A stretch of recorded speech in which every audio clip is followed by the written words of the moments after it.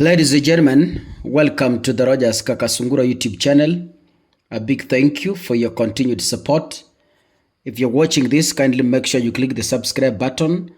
And of course, remember to turn on the notification bell.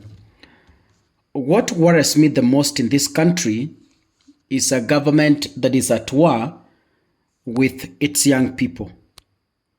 A government that doesn't want to listen to its people, a government that does not want to support its people, a government that does not even want to invest in its young people. I remember William Ruto, the president, has been supporting innovation. He's gone to international forums and saying, we support technology and innovation. Even Kenya hosted an innovation week. And William Ruto is on record saying in person that as a government, we fully support innovation and they even budgets for it. Not thousands, but millions and billions of shillings is being pumped into innovation. Ladies and gentlemen, the very same government that wants to support innovation is actually killing innovation. It is killing innovation because they want to silence young people who are coming up with ideas, either to ease public communication or to put the government in check. The government is killing these minds. The government is killing this technology. The government is killing this innovation. Can we listen to William Ruto, a report compiled by NTV, where William Ruto is supporting innovation and is putting billions of shillings towards the project? President William Ruto has directed the advancement of 1 billion shillings towards startup financing and a further increase of the Kenya National Innovation Agency's annual budget to at least 500 million shillings. NTV's in-house techie Brian George attended the official opening of the Kenya Innovation Week, Kenya's Founders and Techies week-long event and exhibition, and filed this report. Henceforth, the Kenya National Innovation Agency, Kenya, will be domiciled under the Office of the President, ostensibly to optimize its operations and encourage innovation through the Presidential Innovation Award that had its first edition this year. President Ruto gave this directive at the opening of the Kenya Innovation Week in Nairobi. I'm going to be proposing to Parliament 500 million for Kenya Innovation Agency and 1 billion shillings for startup fund, so that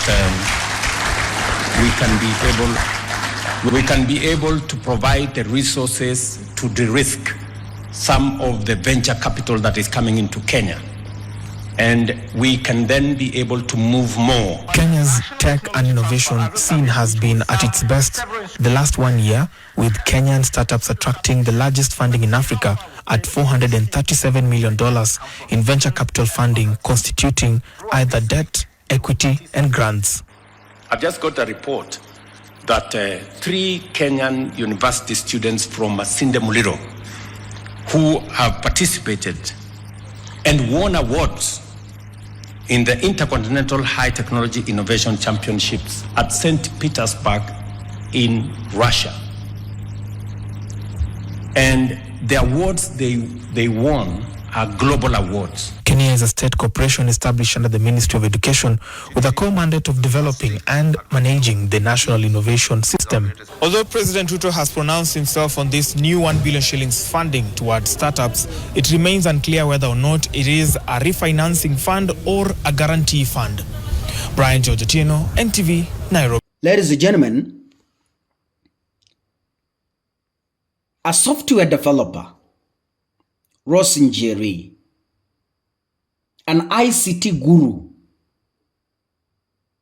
who developed a platform to submit a feedback on the 2025 finance bill, was arrested. Imagine.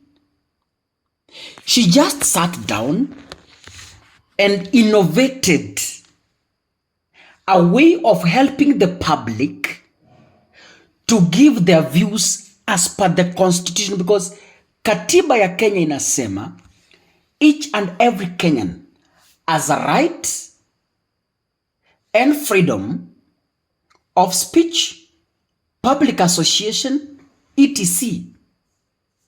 Public participation is constitutional. Yeah? When public participation is constitutional, Rose Njeri is helping the government to execute their constitutional mandate of allowing the people of the Republic of Kenya to publicly participate on matters like finance bill. Now, this woman sat down and said, what I'll do, let me come up with a platform. The government is arresting her. Instead of the government tapping the mind, the innovative software, so that it can help the government, instead of wasting money, sending officers all over Kenya to go and gather people physically, Njeri could have helped this government with a platform to get public views without spending much. Today, after an outcry from the public, she has been released on a 100,000 bond. Magistrate Geoffrey Onsarigo granted her a bond and scheduled June 20th ruling to determine whether Njeri will answer to charges related to alleged cybercrime offenses. Njeri did not take any plea. She is accused of unauthorized interference with computer systems, specifically for creating a web application that sent mass emails to Finance Committee of the National Assembly. I read the charge sheet, and the prosecution alleges that this action disrupted the normal functioning of parliamentary systems. Uongo. The email Njeri is using is a public email in the public domain. And what Njeri did to the email is what that email is supposed to do. Because that email is there specifically to receive feedback from the public. When the prosecution is lying to the people of the Republic of Kenya that the action disrupted the normal functioning of parliamentary systems, is lying in broad daylight, and DCI is becoming petty. Yes. You know, email Njeri ametumia kutuma feedback ni ile iko kwa public domain. And in fact, constitutionally, that is what that email should do. But DCI is becoming ignorant. You know, Kenya watu wameajiriwa hata hawana akili, by the way. Yani DCI assumed kwamba ati email ni private email ya parliament. Kumbe hawakujua kwamba the email Njeri has used is an email that is supposed to do exactly what Njeri did. So, according to me, Kaka Sungura, Njeri has no charges to answer. That is why even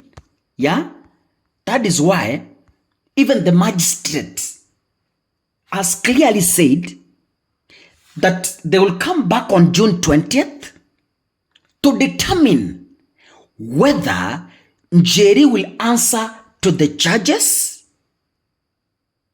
related to alleged cybercrime offense.